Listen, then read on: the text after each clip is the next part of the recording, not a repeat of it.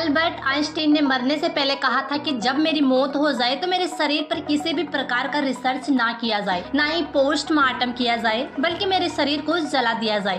पर ऐसा बिल्कुल नहीं हुआ, क्योंकि जब आइंस्टीन की मौत हुई तो एक डॉक्टर ने चुपके से आइंस्टीन की बॉडी को चेकअप करने के बहाने उसका ब्रेक काट कर अपने साथ चोरी करके भाग गया, क्योंकि डॉक्टर थॉमस को ये जानना था कि आखिर आइंस्टीन के ब्रेन में ऐसा क्या था जो इतना जीनियस था। आइंस्टीन का ब्रेन किसी आम इंसान की तरह नहीं था, बल्कि उनके ब्रेन में इतनी ताकत थी कि जो 1000 आदमी मिलकर एक सवाल को सोल्व नहीं कर सकता, वह आइंस्टीन अकेले ही कर देता था। आइंस्टीन को नोबेल प्राइज से लेकर वह हर एक अवार्ड मिल चुके थे जो आज तक किसी को नहीं मिले हैं। इसकी दिमागी शक्ति को देखकर लोग ऐसा बोलते थे कि इसके दिमाग में 2 दिमाग है। आइंस्टीन को जब लगा कि वह मरने वाला है तो उसने अपने बेटे को अपने पास बुलाया और उससे कहा कि बेटा, मैं तो मर जाऊंगा, लेकिन मेरे मरने के बाद मेरे शरीर को पोस्टमार्टम मत करने देना और ना ही इस पर रिसर्च करना। पर आइंस्टीन की ये बात सच नहीं निकली, क्योंकि जब आइंस्टीन हॉस्पिटल में मरा तो उसी अस्पताल में एक थॉमस नाम का डॉक्टर रहता था। उसने चुपके से आइंस्टाइन की बॉडी को लैब में ले जाकर उसके ब्रेन को काटकर अपने साथ लेकर भाग गया और वह अमेरिका के शहर फिलाडेल्फिया में जाकर छिप गया। डॉक्टर थॉमस ने उस जगह पर आइंस्टाइन के ब्रेन के 240 टुकड़े कर दिए और उसे बोतल में बंद करके अपने घर में छिपा लिया। इस बात से डॉक्टर थॉमस की बीवी बहुत खफा थी। उसे बार बार इस डिब्बे को देखकर गुस्सा आता था और वह उससे लड़ाई करती थी कि इसे यहाँ से ले जाओ, वरना मैं इसे फेंक दूंगी।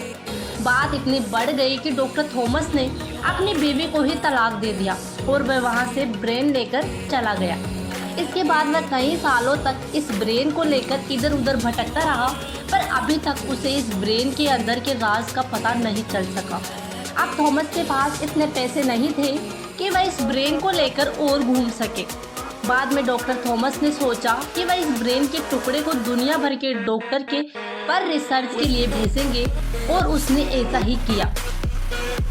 उसने इस आइंस्टीन के ब्रेन के टुकड़ों को दुनिया भर के वैज्ञानिकों के पास रिसर्च के लिए भेज दिया, जिसके 23 साल बाद डॉक्टरों ने बताया कि आइंस्टीन का ब्रेन आम इंसान की तरह बिल्कुल नहीं था, क्योंकि किसी भी इंसान का ब्रेन 2 भागों में बटा होता है। लेफ्ट और राइट ब्रेन। लेफ्ट राइट के ब्रेन का काम करता है लिखना, समझना या किसी सवाल को सोल्व करना, और राइट ब्रेन का काम करता है आकृति को समझना, पेंटिंग और कई सारे काम होते हैं। आइंस्टाइन के ब्रेन में कॉपर्स कोलस नाम की मात्रा हद से ज़्यादा थी। इसी वजह से वह अपने दिमाग में ही किसी भी सवाल को बिना लिखे कैलकुलेट करके उसका आंसर बता देते थे। साथ ही इसके ब्रेन में न्यूरॉन्स का भी फ्लो हद से ज़्यादा होता था। किसी भी इंसान का ब्रेन 1400 ग्राम का होता है, वहीं आइंस्टाइन का ब्रेन मात्र 1200 ग्राम का था। आइंस्टाइन जब पैदा हुए थे तो 5 साल तक कुछ भी नहीं बोल पाए थे, जबकि कुछ बच्चे 1 साल के अंदर ही बोलने लगते हैं। जब इनको स्कूल भेजा गया तो ये हर सब्जेक्ट में फेल हो जाते थे, पर 2 सब्जेक्ट में इसके सबसे ज़्यादा नंबर आते थे, साइंस और मैथ्स में। जब ये स्कूल जाते थे तो टीचर भी इनसे डर जाते थे, क्योंकि ये ऐसे ऐसे सवाल पूछते थे कि जिसका औसत टीचर को भी नहीं पता होता था। इतनी छोटी उम्र में आइंस्टीन का दिमाग इतना तेज हो चुका था कि उसके टक्कर में कोई भी आदमी नहीं था। अपने पूरे जीवन में आइंस्टीन ने ऐसी ऐसी थियरी पब्लिश की जिसकी वजह से साइंस आज इतना आगे निकल चुका है। अगर आइंस्टीन ना होते तो हम साइंस में इतनी तरक्की नहीं कर पाते। आइंस्टीन की मौत के इतने साल बाद भी आज आइंस्टीन के ब्रेन के टुकड़े न्यूयॉर्क के म्यूजियम में रखे हुए हैं, जहां पर आप जाकर देख सकते हैं।